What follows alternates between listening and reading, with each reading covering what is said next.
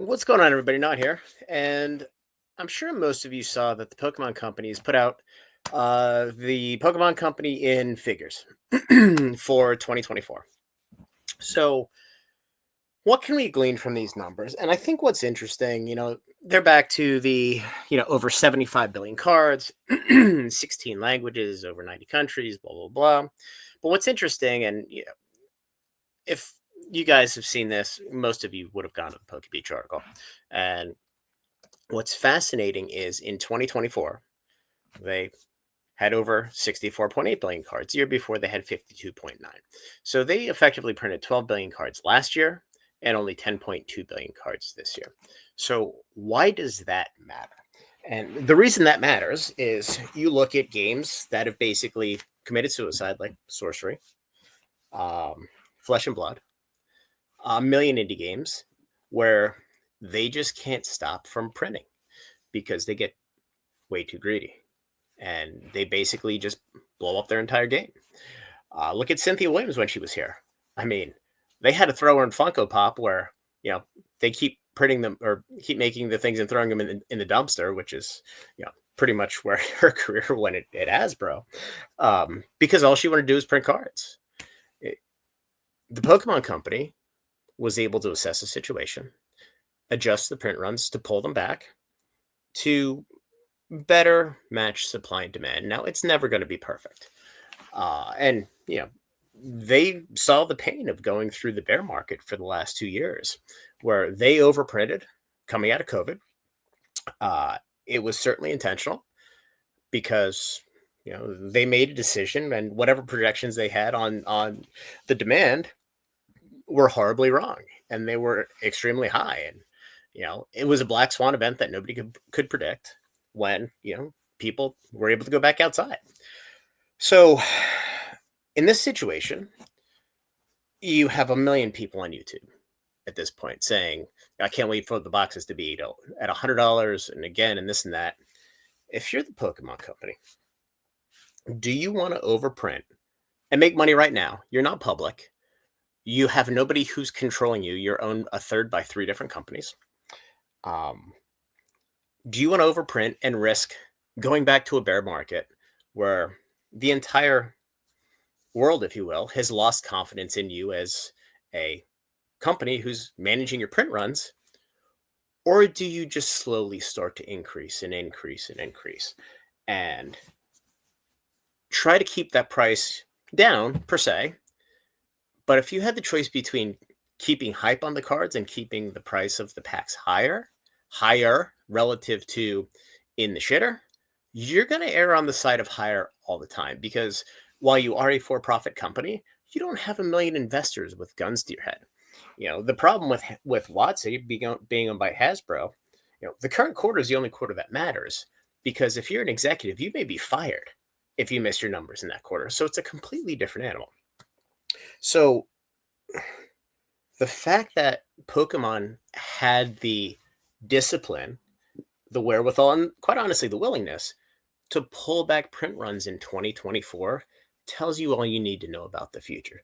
Now, they're obviously doing everything they can to ramp print runs back up and get cards out into market, but I think ultimately, they're not going to overprint because they don't want to live that nightmare. They know exactly what they're doing. And the other thing is the supply and demand on this, they're not linear, right? So as we all saw with kind of coming out of the bear market here, Twilight started to move when we had the buyout of Greninja in October, and it's effectively just a multiplier effect on just interest in the card game, looking for value, people coming in and saying, oh, well, this box is now $110. It was 100. I think I'm going to buy it, and all of a sudden you have all of this momentum that gains and builds on itself when in fact nothing has changed with how many cards are printed. It's just the fact that all of a sudden there is demand that is built around hype. So it works in the opposite direction as well. So right now, everybody in the world can't get enough Pokemon. Now, it's a free money machine, but so let me finish this point. I'll go to another point. Again, which comes down to discipline. If the Pokemon Company would theoretically manage to print enough of a product to smash the price, um, to the point where, say, theoretically, everything's under MSRP, so there's no more scalping. That entire, yeah, there's no such thing as bad publicity per se in this scenario. Now there is for the stores, but there really isn't for Pokemon because they're going to be the bad guy either way, whether it's their fault or not. Um, Once the market starts to lose confidence and thinks that the product is going to continue to go down, what they're going to do is um, it's basically an additive effect. So once you pass the point of no return, you could stop printing. You could stop pushing supply out in the market, but you're absolutely dead in the water. There's not a damn thing that you can do. Um, and I don't think they have any interest in getting back to that point. So that being said, the Pokemon Company is one of the smartest companies in the world. So they understand that their business is effectively like a cigarette company, right? The manufacturing cost of cigarettes are pennies on the dollar, but you have all of these people that are addicted to it, and all you have to do is not kill them off, right? In this scenario, all you have to do is not turn them off to the game where they think there's no more value in the thing. So it's a very similar mindset where they're creating these cards for fractions of pennies, and they're selling them for $2 a pack, $3 a pack, $4 a pack. They've obviously expanded their go to market where they're not just selling to distribution big box stores. They have their direct to consumer through Pokemon Center. They have the vending machines. They have all these different iterations. They're going to larger EX boxes to expand the margins within the individual product. These guys are smart. They're not going to take their golden goose and kill it again. And when I say kill it again, they didn't kill it per se after COVID. The world just changed and everybody had to adapt at that point. I don't see a scenario where they're going to overprint to the point where we go back to $100 boxes, $120 boxes. I don't see a scenario where they just start making shitty sets again.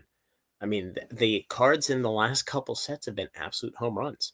All of a sudden they're going to get stupid and design garbage. I don't see any of that happening. So I wanted to walk through this, and this is really my takeaway from this, because there's a lot of people that say, well, they're going to print, they're going to dump on the market, and they're going to smash the price. They're not going to smash the price because they're too smart to smash the price. Now, they're going to attempt to get the price down and keep it somewhere around MSRP because that's where it should have been the entire time. Think of it as interest rates, right? The entire world's screaming interest rates are too high. Interest rates right now are what the normalized world should look like and should have looked like for the last 40 years if we didn't have artificially deflated rates just based on the Fed and politics and all this happy bullshit. But I digress.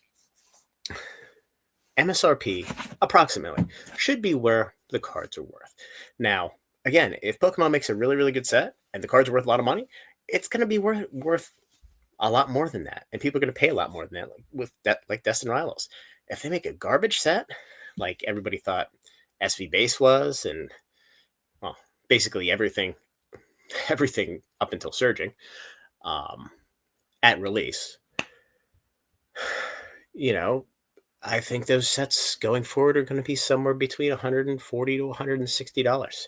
And that's just the way it's going to be, because I think everybody's value expectation changed. And, those people that are trying to compare this to what happened in COVID, they're sadly mistaken and misguided because it's not comparable in any scenario. And they're just wrong. And they're going to miss the boat. And it is what it is. You can't win them all, right? So anyway, guys, hopefully this was interesting. Like the video, subscribe to the channel, join the Discord, and we'll talk soon.